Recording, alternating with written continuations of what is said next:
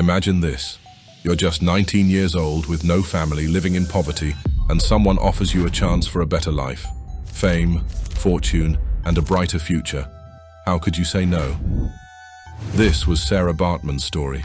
She was a young woman from South Africa in the late 1700s who believed she was stepping into a new world of opportunity. Instead, she was walking into a nightmare.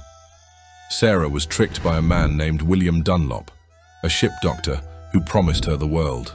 He said she could become famous and rich in Europe, but when she arrived, she found out the truth. Sarah wasn't treated like a person. She was turned into a sideshow attraction.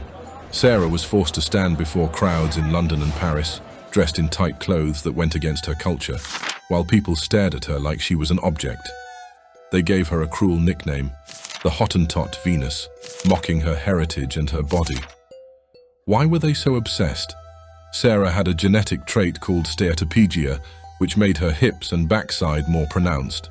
To the European crowds, she was exotic and different. Some people jeered at her, others were fascinated.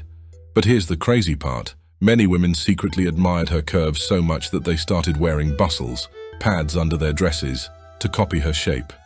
Imagine that. They turned Sarah's pain into a fashion trend. But Sarah's life wasn't glamorous. She was constantly exploited, poked and prodded by so-called scientists who claimed they were studying her body. They used her to spread false ideas about race. Every day she endured humiliation and dehumanization. As time went on, things got worse. Sarah, alone and far from home, fell into poverty. She turned to prostitution to survive. At just 25 years old, she passed away, leaving behind a tragic legacy. But even after she died, Sarah wasn't left in peace. Her body was taken by a scientist named Dr.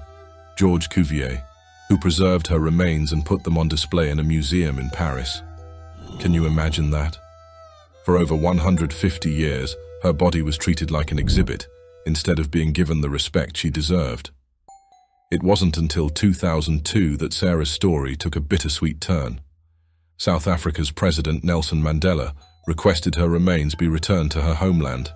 After almost 200 years, Sarah was finally laid to rest with dignity. It was a powerful moment of justice for a woman who had been treated so unfairly in life. Sarah Baartman's story isn't just about the past. It's a reminder of the importance of kindness, respect, and standing up against injustice.